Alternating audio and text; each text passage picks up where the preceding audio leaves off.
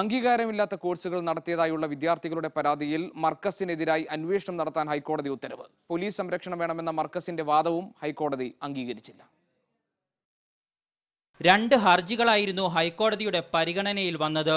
Police സംരക്ഷണം ആവശ്യപ്പെട്ട മർക്കസ് മാനേജ്മെന്റും പോലീസ് അതിക്രമം ചൂണ്ടിക്കാട്ടി വിദ്യാർത്ഥികളുമാണ് ഹർജി നൽകിയിരുന്നത്. കേസ് പരിഗണിച്ചപ്പോൾ വിദ്യാർത്ഥികളുടെ പരാതിയിൽ വഞ്ചനാക്കുറ്റത്തിന് കുന്നമംഗലം പോലീസ് കേസെടുത്തതായി സർക്കാർ അറിയിച്ചു.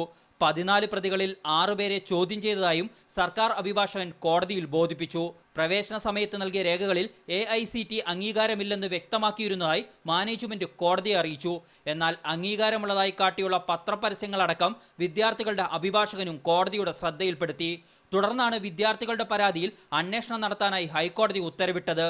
പ്രശ്നങ്ങളുണ്ടായാൽ മാത്രം പോലീസ് ഇടപെട്ടാൽ മതിയെന്നും മർക്കസിന് സ്ഥിരമായി പോലീസ് സംരക്ഷണം ആവശ്യമില്ലെന്നും വ്യക്തമാക്കിയ കോടതി ഹർജികൾ തീർപ്പാക്കുകയും ചെയ്തു.